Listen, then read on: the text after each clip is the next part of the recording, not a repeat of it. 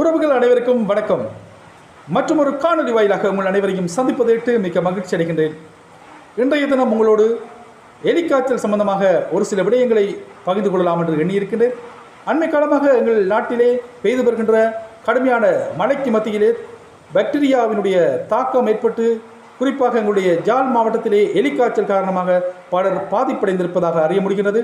இந்த பாக்டீரியா நோயினுடைய தாக்கத்தின் காரணமாக ஒரு சிலர் உயிரிழந்துள்ளதாகவும் அறிய முடிகிறது. இவை நமக்கு மிகுந்த வேதனையை ஏற்படுத்தியிருக்கிறது. அத்தோடு இந்த எலிக்காய்ச்சல் தொடர்பாக தொடர்ச்சியாக சுகாதாரத்துறையினர் பல்வேறு அறிவுறுத்தல்களை வழங்கியிருக்கிறார்கள். மக்கள் அவதானத்தோடு செயற்படுமாறு மக்களை தயவாக கேட்டுக்கொண்டிருக்கிறார்கள். உங்களுக்கு காய்ச்சல் அதேபோன்று வாந்தி போன்ற அறிகுறிகள் தென்பட்டால் உடனடியாக வைத்தியனுடைய ஆலோசனையை பெற்றுக்கொள்ளுமாறு அவர்கள் மக்களுக்கு அறிவுறுத்தலை விடுத்திருக்கிறார்கள். குறிப்பாக வயல் நிலங்களிலே வேலை செய்கின்ற மக்கள், அதேபோன்று நிலத்திலே தேங்கி நிற்கின்ற நீண்ட காலமாக தேங்கி நிற்கின்ற நீர்நிலைகளிலே பயன்படுத்துகின்ற மக்கள் அவதானத்தோடு செயற்படுமாறு கேட்டுக்கொண்டிருக்கிறார்கள்.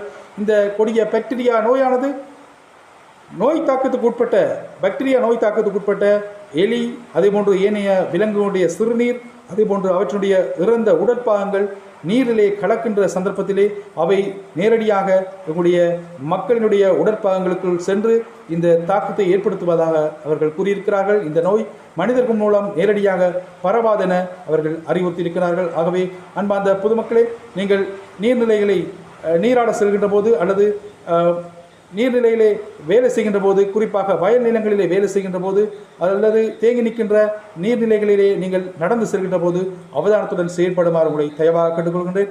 ஏனென்று சொன்னால் இந்த கொடிய பாக்டீரியா நோயானது மனிதர்களுடைய உடம்பிலே நேரடியாக உட்சென்று அவற்றின் மூலம் பாரிய ஒரு தாக்கத்தை ஏற்படுத்துவதாக அறிய முடிகிறது. ஆகவே மக்கள் விழிப்புடன் செயற்படுமாறு கேட்டுக்கொள்கின்றேன். இவ்வாறான நோய் அறிகுறிகள் உங்களுக்கு தென்பட்டால் உடனடியாக நீங்கள் வைத்தியருடைய ஆலோசனையை பெற்றுக்கொள்ளுமாறு உங்களை தயவாக கேட்டு விடைபெறுகின்றேன். நன்றி.